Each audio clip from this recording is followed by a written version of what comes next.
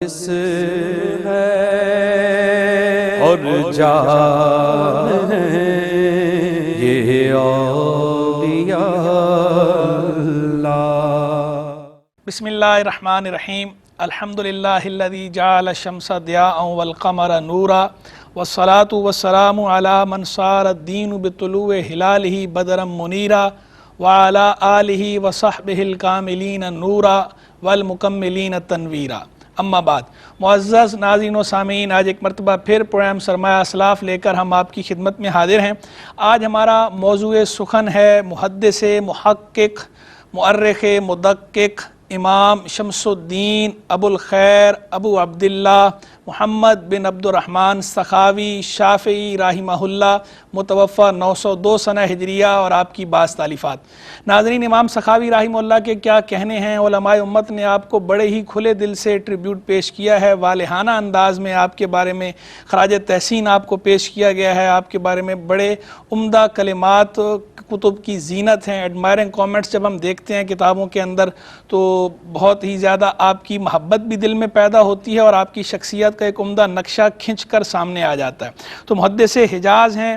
محدث حجاز آپ کے بارے میں کہتے ہیں محمد بن محمد ابن فاد مکی رحمہ اللہ، خود بلند پایا امام تھے، حجاز مقدس کے محدث تھے۔ انہوں نے آپ کے لیے فرمایا زین الحفاظ و عمدۃ الایقاظ شمس الدین ممن اعتنا بخدمت حدیثی سید المرسلین واشتہر بذالک فی العالمین علی طریقت اہل الدین والتقوی فبلغ فیہ الغایۃ القصوی۔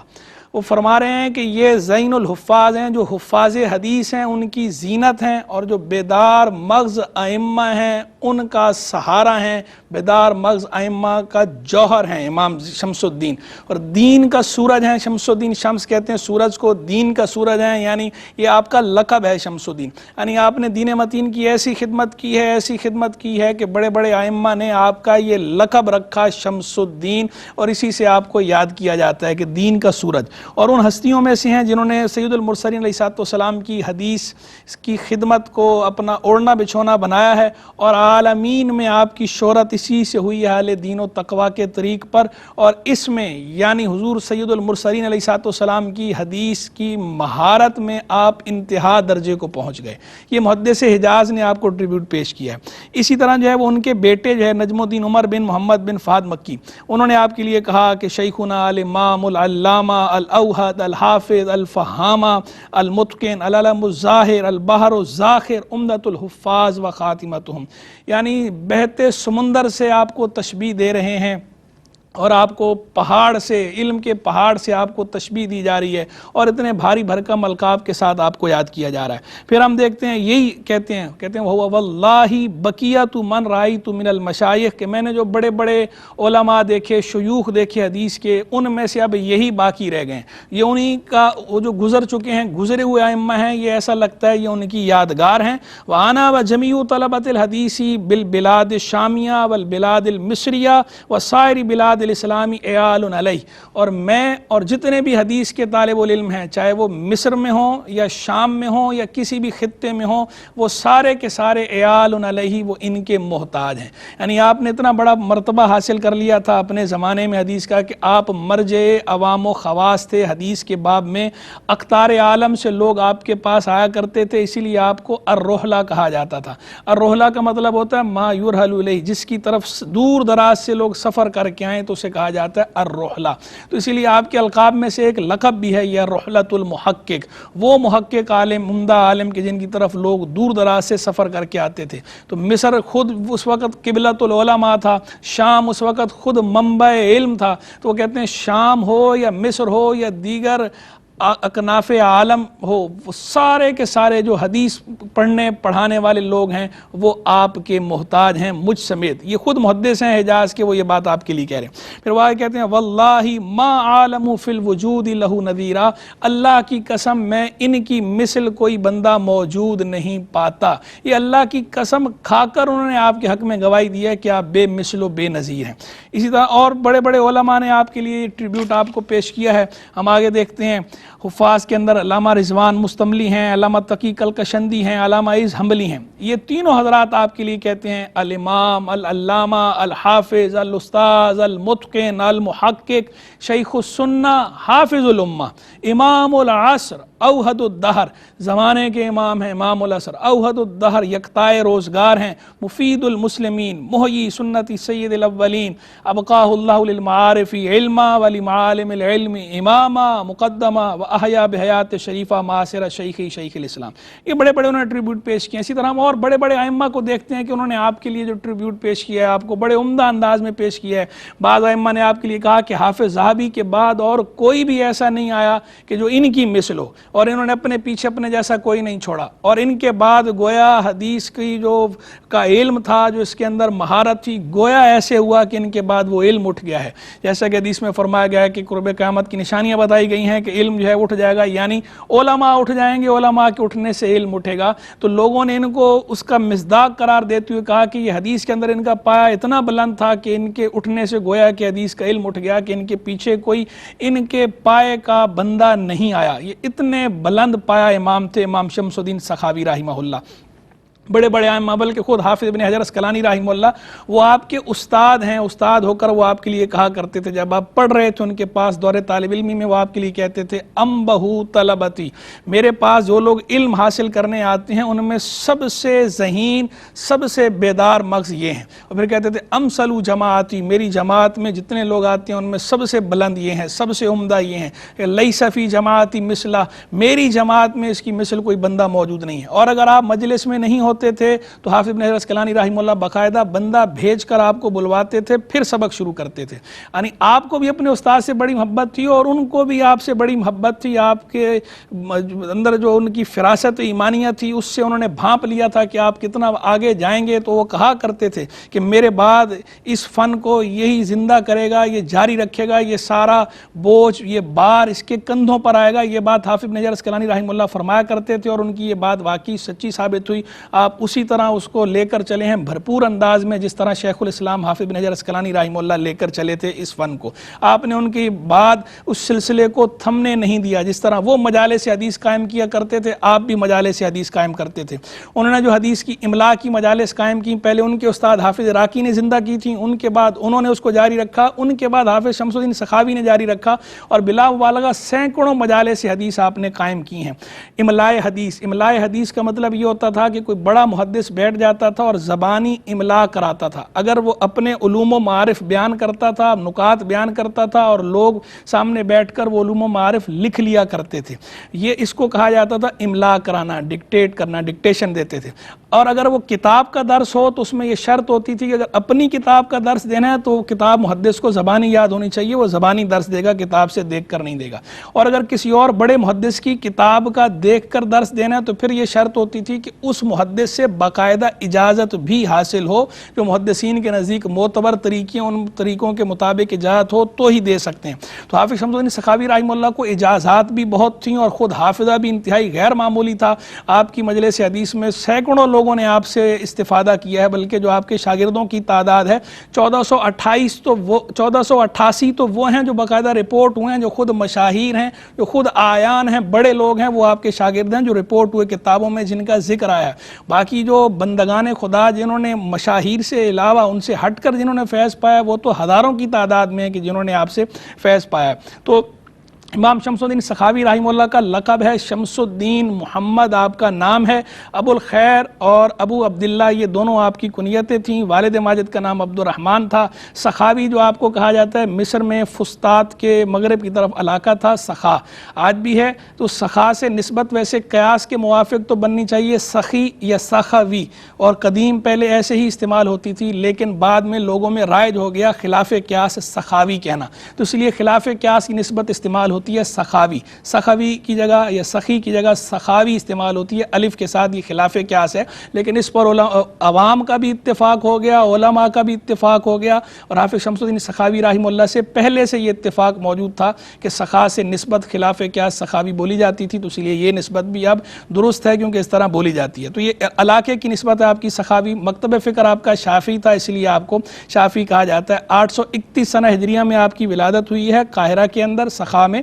اور پھر آپ کا جو وصال ہے یہ ہوا ہے 902 سنہ ہجریہ میں مدینہ منورہ میں، شعبان میں مدینہ منورہ میں آپ کا وصال ہوا، اور تدفین آپ کی بقیع جنت البقیع میں ہوئی ہے امام مالک رحمہ اللہ کے مدار شریف کے پاس۔ تو 71 برس کی آپ کی عمر ہے، ساری زندگی آپ نے دین متین کی خدمت کی ہے، آپ مناصب پر فائز رہے ہیں، امامت بھی کی ہے، خطابت بھی کی ہے، درس و تدریس بھی فرمائی ہے،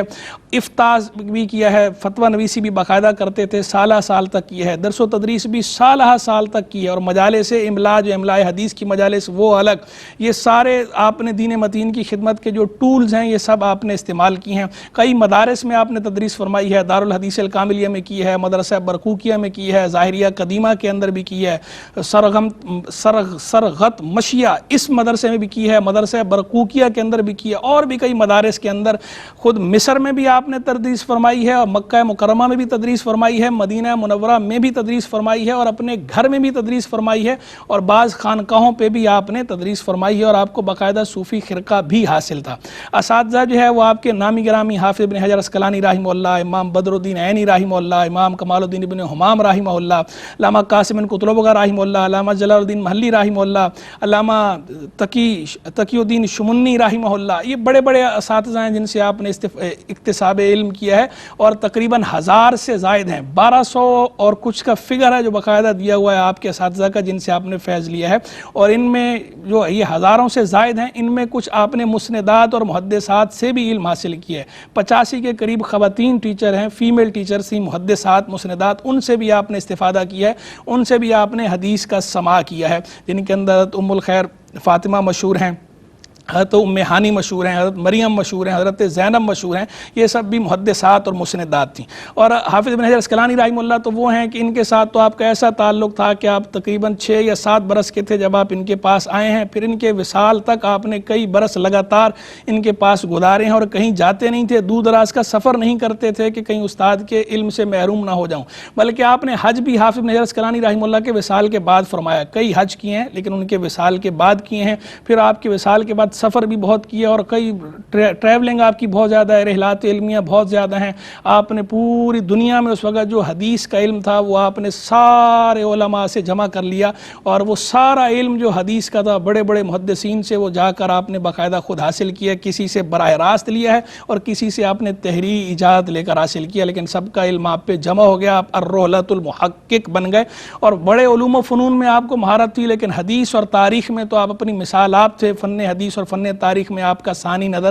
نہیں آتا، آپ کے دور میں بھی اور آپ کے دور کے بعد بھی کوئی ایسا نہیں کہ جو اتنا متقن اور ایسا محقق ہو حدیث یا تاریخ میں، اس میں آپ اپنی مثال آپ تھے، اس میں آپ کا طوطی بولتا تھا اور آج بھی بول رہا ہے، اور آپ کو جو حافظ کہا جاتا ہے یہ حافظ الحدیث، حافظ قرآن مراد نہیں ہے، اگرچہ قراءات کا علم بھی آپ نے باقاعدہ حاصل کیا، حافظ قرآن بھی تھے، لیکن یہ جب محدثین کے عرف میں حافظ کہا جاتا ہے تو اس سے مراد حافظ الحدیث ہوتا ہے، تو آپ باقاعدہ حافظ الحدیث بھی تھے، بلکہ کئی حفاظ حدیث آپ کے شاگرد تھے،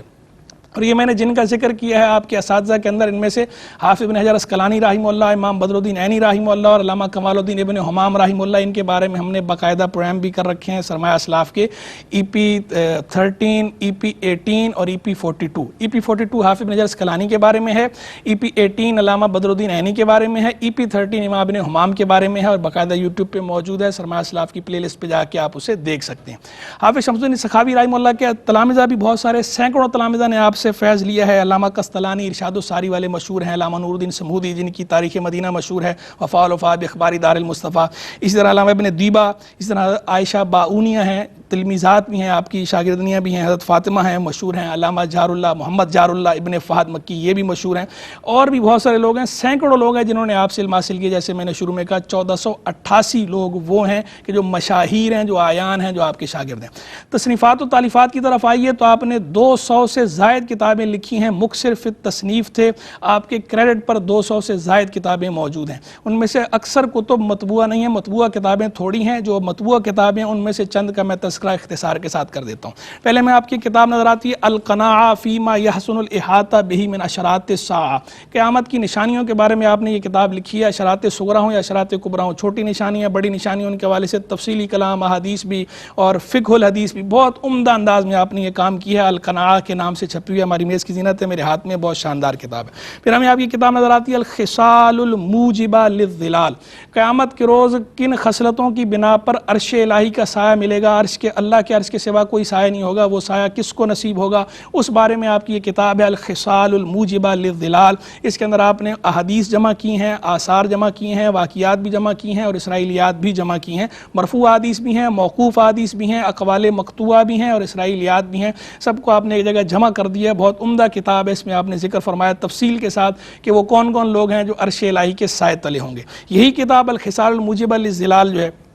اس کتاب کی ایک تلخیص بھی ہے، سمری بھی ہے، رسالہ فی السبعہ الذین یظلھم اللہ یوم القیامہ یوم لا ظل الا ظلہ کے اس نام سے، وہ ہماری میز کی زینت ہے۔ علامہ محمد بن عبدالباقی زرقانی رحمہ اللہ نے یہ تلخیص کی ہے، یہ سمری تیار کی ہے، بہت شاندار کتاب، اسی لائق مطالعہ ہے۔ اسی طرح آپ کی ایک اور بڑی شاندار کتاب ہمیں نظر آتی ہے ارتیاح الاقباد بارباح فقد الاولاد، اختصاراً ارتیاح بھی کہتے ہیں، الارتیاح بھی کہا جاتا ہے، پورا نام ہے ارتیاح الاقباد بارباح فقد الاولاد۔ یہ آپ نے لکھی ہے اس بارے میں کسی کی اولاد کا انتقال ہو جائے تو اس پہ صبر کرنے کی کیا فضیلت ہے، کیا اجر ہے، اور تعزیت کے کیا احکام ہیں، فوت ہونے کے بعد کیا احکام ہوتے ہیں لواحقین کے لیے۔ آپ کے بیٹے احمد کا جب انتقال ہوا تھا، آپ کو ان سے بڑی محبت تھی، تو ان کے انتقال کے بعد آپ نے یہ کتاب تالیف فرمائی تاکہ آپ کے لیے صدقہ جاریہ ہو اور آپ کے بیٹے کو بھی اس کا ثواب پہنچے، اور جو دیگر مسلمان ہیں ان کو بھی فائدہ ہو، ان کو بھی پتہ چل جائے کہ اگر اولاد کا انتقال ہو تو اس صورت میں ہم نے کیا کرنا ہے، کیا احکام ہیں، اور احادیث میں اس پہ صبر پہ کیا کیا بشارتیں ہیں، ہر حال میں اللہ سے راضی رہنا چاہیے، ترغیب بھی ہو جائے۔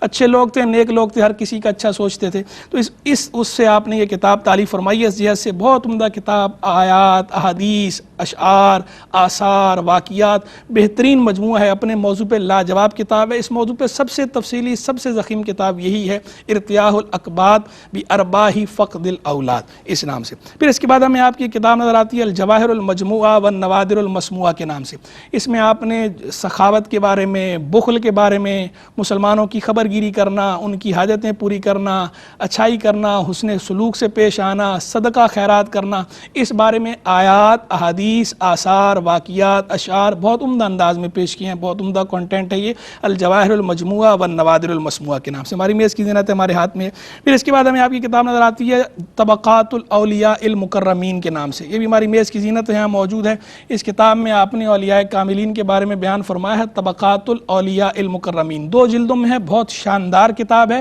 اور حشو و زوائد سے خالی ہے، مستند انداز میں آپ نے اس کے اندر ذکر فرمایا۔ پھر ہمیں اس کے بعد آپ کی کتاب نظر آتی ہے المقاصد الحسنہ فی بیان کثیر من الاحادیث المشتہرہ علی الالسنہ، یہ بھی ہماری میز کی زینت ہے۔ وہ حدیث جو لوگوں میں بہت زیادہ مشہور ہیں، زبان زد عام ہیں، تو ان حدیث کی حیثیت کیا ہے، ان کا سٹیٹس کیا ہے، کون سی ان میں درست ہیں، کون سی صحیح ہیں، کون سی حسن ہیں، کون سی ضعیف ہیں، کون سی موضوع ہیں، من گھڑت ہیں، ان کے بارے میں آپ نے بتایا، بڑے عمدہ انداز میں آپ نے یہ ارشاد فرمایا۔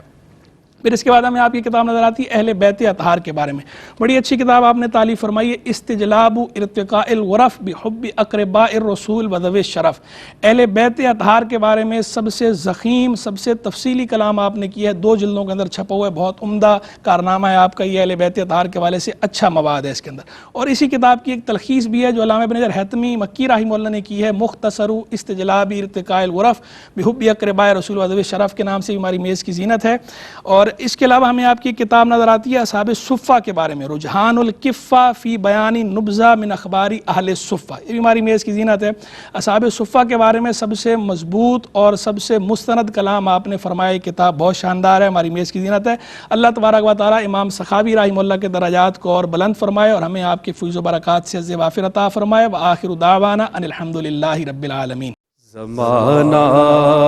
جس ہے اور جان ہے یہ